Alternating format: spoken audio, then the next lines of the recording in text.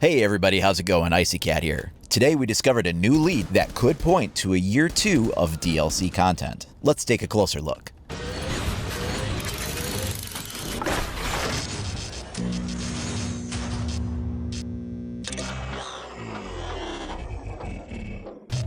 Today on the subreddit, user ABOPOPAB posted this screenshot from an official survey he got from Ubisoft regarding future content. The screenshot indicates he was about 50% of the way through his survey, and it asks this. Here are some items that could be included in the future Season Pass.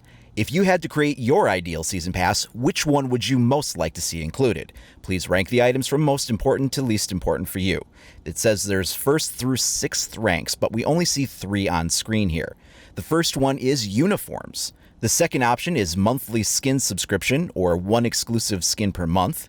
The third one is more exclusive customization items, and it doesn't show what items 4, 5, and 6 might be. I think the one that we're all most interested in, though, seems to be uniforms. If you want the skins that are already in the game, instead of just getting one for free, Option 2 certainly sounds interesting. I mean, getting a free exclusive skin every month would be kind of neat, but it's not anything that's like a brand new mechanic in the game. More exclusive customization items could be interesting, but it's just so vague. I mean, what does that really mean? Are we talking about new attachment categories? That would be very interesting. Are we just simply talking about new types of charms or new types of skin options? I'm not sure how excited I would be about that, so it's a little hard to say what that question is asking me.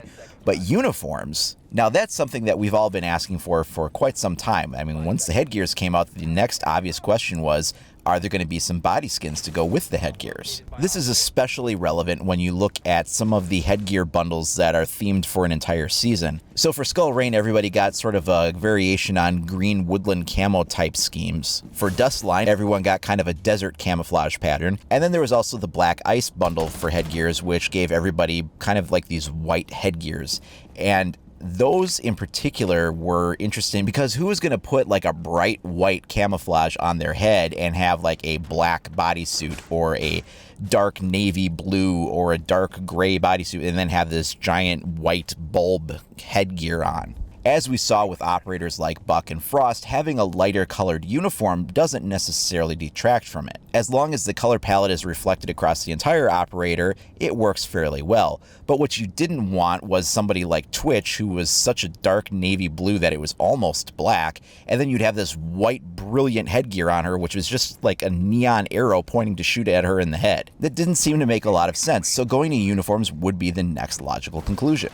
This survey was not sent to everybody. Only some people got it. We don't know what their criteria for selection was, if it was simply random, if it was based on the amount of time somebody had perhaps played, or if they had been involved with similar feedback programs before. Simply not sure of the selection criteria. Later on in the thread, the original poster states that they mentioned things like weapon tags, ESL souvenir sticks, menu customization, skins for the body or uniforms, and a few other things that he didn't know exactly what they meant unless they would have provided a photo. He goes on to say that overall, it also asked how the servers, gameplay, and such are compared to other games, and how we like the customization and gameplay and so on. Now, I contacted ABOPOPAB, and I asked him if it would be alright if I referenced him as the source for this thread. He said sure, and he did fill me in on a few other things that were included in the survey. There was also mention of something like a stat track stick on the weapon. Maybe this would be some kind of a counter that kept track of the amount of penetration kills you got or headshot kills or something like that. I don't really know. This is something we've seen in a couple of other first-person shooters, though. There was also mention of name tags of weapons and victory poses for your operators.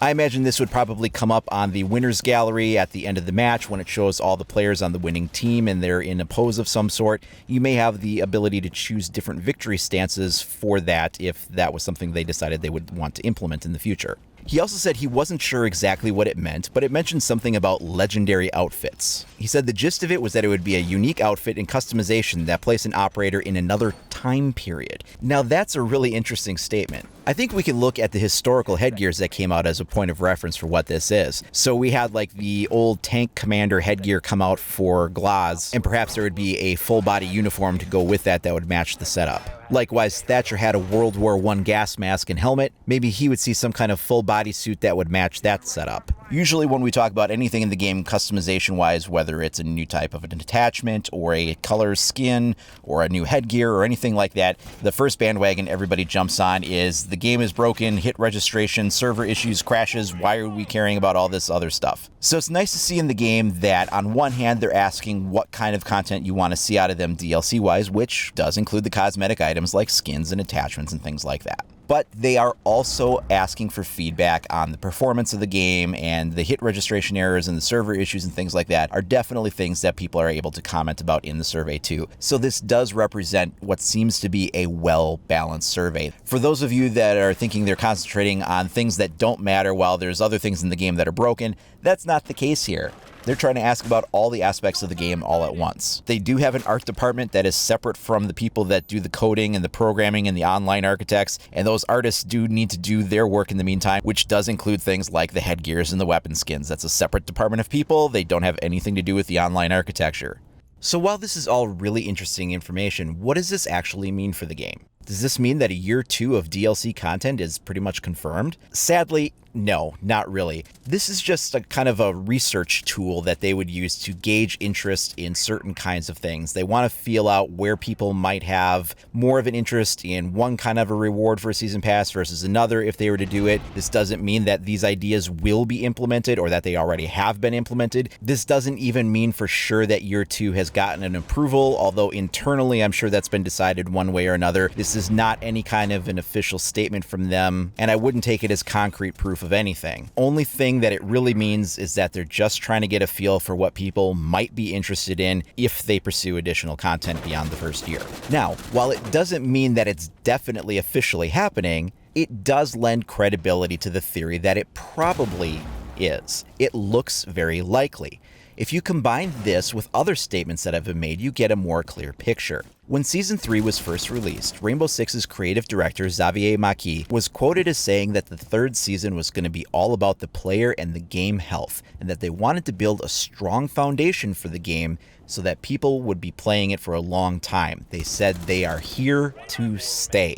Now, the creative director is in charge of the entire project, and that doesn't sound like a statement that he would make going into Season 3 knowing that they had one more final season to go and that was it and they'd be done. That sounds like somebody that's laying the groundwork for something that's going to be sticking around for a really long time, not just one more season. Combine that with the fact that there is a feedback survey going out just trying to gauge people's interest in what content they might be into, and I would say that that puts together a picture of year 2 being likely, although not actually confirmed.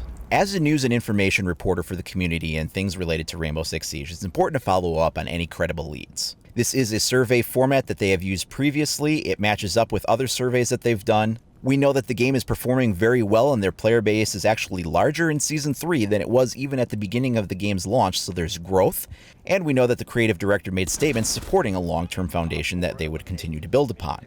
So it's important to bring that information to the community, and not every news lead pans out to be exactly what we think it'll be. But this will give the wider community a good look at what seems to be likely coming down the road, even if it is subject to change. Now, if you want to stay up to date on all the latest news, tips, tricks, reviews, information, and more for Rainbow Six Siege, please like and subscribe. You can also follow me over at IcyCat25 on either Facebook or Twitter.